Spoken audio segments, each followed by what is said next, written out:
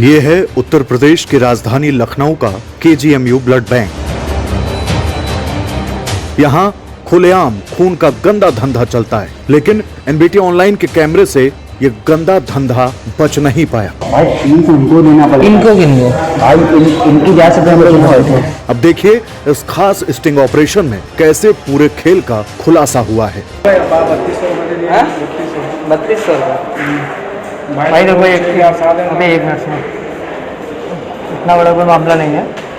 ठीक पैसा अगर जो है हमारे हिसाब से कंफर्टेबल हो तो बताओ।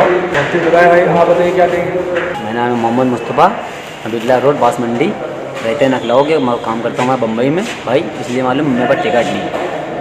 अरे आईडी है बस, आईडी है तो। अरे बॉस यार हम कोई फ्रॉड थोड़ी ना यार भाई, यार मेरा बैकग्राउंड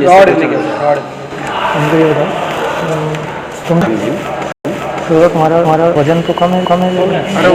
अरे भाई 300 रुपये उसको देना पड़ता, वजन तो कोई मतलब नहीं है समझे। मेरा वजन ज़्यादा नहीं, 3 से 4 किलो कम है, बाकी वेटिंग उसकी होगी। ठीक है पैसा बताओ सही भाई। देखो आपको हमने बता दिया, उसमें 100-200 तो इनको देना पड़ेगा भाई। तो तुम 3200 रुपये बता रहे हो भाई, 300 इनको देना पड़ेगा। आप किसी से नीचे नहीं लेते प्लस मालूम उनको 300 आप अपने हाथ से देगा, ये अपने हाथ से दीजिएगा, वरना हम लोग इधर एंट्री नहीं करने देंगे, फिर नहीं करने देंगे। आप फॉर्म भरिए, सब कुछ करिए। आप जब पैसे देंगे उनको 300 रुपये देंगे, आपसे हम चले आएंगे बाल तक। हम उनसे कोई नहीं मतलब आपको आप बाद में यार समझते ना भाई। हमने क्या कुछ नहीं होगा, अभी आपके सामने खड़े हूँ, पूछ भी आपको। इस पूरे स्टिंग में सबसे बड़ा आरोप वहां मौजूद गार्ड पर है, जिसकी जिम्मेदारी है कि वो अपने सामने ब्लड डोनर का वजन कराए, लेकिन सिर्फ 300 रुपए में वो अपना ईमान बेच देता है। जरा सुनिए कैसे ये गार्ड कैमरा बंद करके बात करने को कह रहा है। कैमरा बंद करिए फिर बात करें। इसमें एक फ्रॉड लोग कर जाते हैं। हाँ। ये राजधानी लखनऊ का हाल है। खून की दलाली के गंदे खेल में कई लोग शामिल।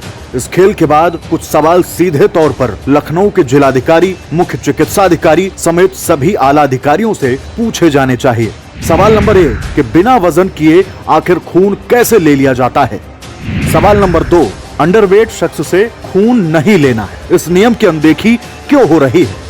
सवाल नंबर 3, खून के ये दलाल आखिर ब्लड बैंक में घंटों कैसे बैठे रहते हैं।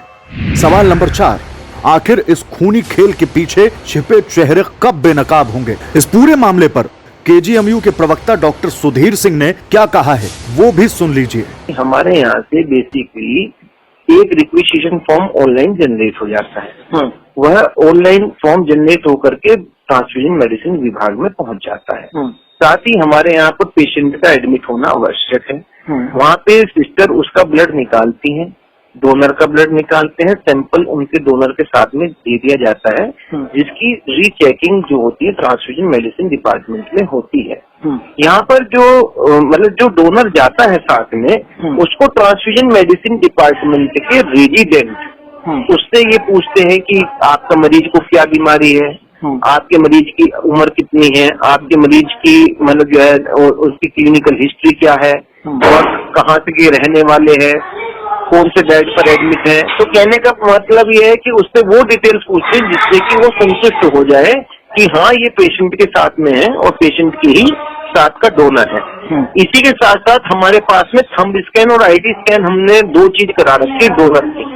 जैसे आज डोनर आया तो पहली बात में उसका थंब स्कैन और आईडी स्कैन दोनों हो जाएगा, और हर बार की प्रोसेस में उसको उस स्कैनिंग प्रोसेस से गुजरना होगा। इसलिए जो प्रोफेशनल डोनर होगा, वो प्रोफेशनल डोनर हम किसे कहेंगे जो एक बार कई बार रक्त का दान कर रहा है।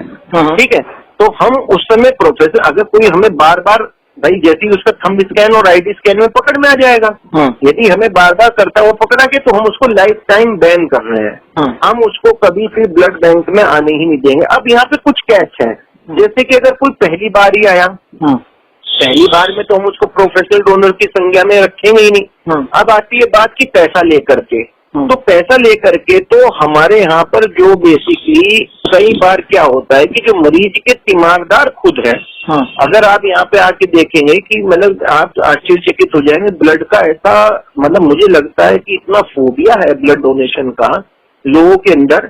तो अगर किसी तीमारदार ही कोई इस तरीके की चीजें करके लिया है कि भाई मतलब अपने पेशेंट की डिटेल किसी को बता के आ जाए कि भाई ये हमारा ये पेशेंट है, इतनी ज्यादा डिटेल बताए। और उसके बाद में भाई हमारे किसी भी सिस्टम की एक लिमिट हुआ करती है। एक रेजिडेंट है, वो रेजिडेंट कितना पूछ सकता है? यदि उसने जो क्रेडेंशियल्स पूछे और किसी ने उसके बिल्कुल सही सही जवाब दे दिए, तो वो किस तरीके से इसको एक्सक्लूड कर पाएगा कि हाँ ये पेशेंट से रिलेटेड नहीं है। यदि वो पहली बार आ रहा है तब भी हम उसको प्रोफेशनल डोनर की संज्ञा में नहीं रख सकते। लेकिन फिर भी जहाँ जहाँ पर भी हमें जब भी कभी जिसकी भी किसी पर शंका होती है, हम उसको लाइफ टाइम बैन कर देते हैं। सुधीर, हमारे यहाँ का हमने सिस्टम डेवलप। जी बताइए। सुधीर जी, मेरा सवाल ये है कि मैं खुद वहाँ पर था, मैं करीब 2.5 से 3 घंटे वहाँ पर रुका और मैंने देखा 2 लोग वहाँ पर बैठे हुए थे ब्लड बैंक के अंदर, मतलब जो आपका एंट्री वाला पॉइंट है वहाँ पर, जहाँ पर गार्ड बैठता है। और हम लोग वहाँ पे खड़े हुए थे, उन्होंने आकर के खुद हमसे बात की कि ब्लड चाहिए, पैसा आपको देना होगा। और फिर हमने उनका वहाँ पर वेट कराया।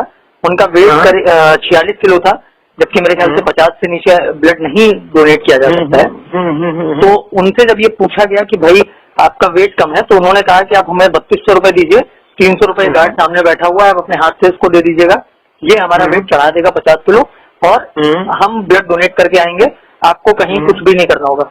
मेरा सवाल सीधा सा है कि अगर उस जगह पर बहुत सारे लोग नहीं थे, 5-7 लोग ही थे और गार्ड वहां पर बैठा हुआ है, उसकी मौजूदगी में इस तरीके की चीजें हो रही हैं और उसके ऊपर आरोप लगाया जा रहा है कि आप इसे 300 रुपए दे करके आइए, हम अपने हाथ से दीजिए, तो इसमें कहीं ना कहीं कोई ना कोई तो अंदर के लोग मिले ही हैं, नहीं तो ऐसे कैसे कोई पैसा लेकर के तो भाग तो जाएगा नहीं, वो ब्लड तो डोनेट करेगा ही। तो ये चीजें क्या वहां पर अंदर के लोग जो वहां के स्थानीय अधिकारी जो ब्लड बैंक के इंचार्ज हैं या जो अन्य अधिकारी हैं, उनकी जानकारी में नहीं होता है, या फिर तो उनको ये पता ही नहीं लगता है कि ये सब भी चल रहा है? क्योंकि खुले तौर पे उन्होंने हमने वहां पर स्टिंग किया, लेकिन हम स्टिंग के प्लान से नहीं गए थे और उन्होंने खुद आकर के संपर्क किया। तो ऐसी चीजें हो रही हैं तो और भी लोगों के साथ होती है। हम गार्ड पे और सख्ती कर सकते हैं, वैसे बहुत बहुत बहुत मुश्किल है, काफी मुश्किल है कि मतलब एक ही आदमी डोनेट कर जाए बार बार। अब ये जैसे आपने बताया कि वो 2 आदमी हर बार ही अलग अलग। नहीं, मैंने ये नहीं कहा हर बार अलग अलग, मैंने कहा कि वो लोग वहां पर बैठे हुए थे और उसने ये भी कहा कि हम पहली बार डोनेट करने जा रहे हैं। लेकिन अंडर वेट व्यक्ति कैसे डोनेट कर रहा है, वो जिम्मेदारी। ये तो देखिए भाई, देखिए अगर फिर वही बात है, उसको हम इतना एश्योर भाई, जैसे जिसको एक को जिम्मेदारी दी कि इसका वेट कर लीजिए, आप अगर मतलब सिस्टम में कहीं पे तो आपको यकीन करना पड़ेगा। अगर हमने जिम्मेदारी दे दी एक आदमी को कि आप इसका वेट कीजिए, अगर वो वेट करने में कुछ हेरा फेरी करता है, निश्चित रूप से इस चीज को हम देखेंगे और दिखाएंगे कि भाई इस तरीके की अगर कोई चीज वारदात हो रही है तो। लेकिन कहीं ना कहीं पर हम भी तो एक सिस्टम ही डेवलप करेंगे। अब वेट के लिए बेचारा विभागाध्यक्ष थोड़ी हर बार वेट कर पाएगा एक एक पेशेंट का। पर निश्चित रूप से आपने जो ये मुद्दा उठाया है, अब इसमें हम ये भी करेंगे कि एक ही गार्ड की काफी दिन तक के किसी भी तरीके से ड्यूटी वहां पर ना हो, उसकी ड्यूटी को चेंज कर दिया जाए। जी ठीक है सुधीर जी, बहुत शुक्रिया। ओके।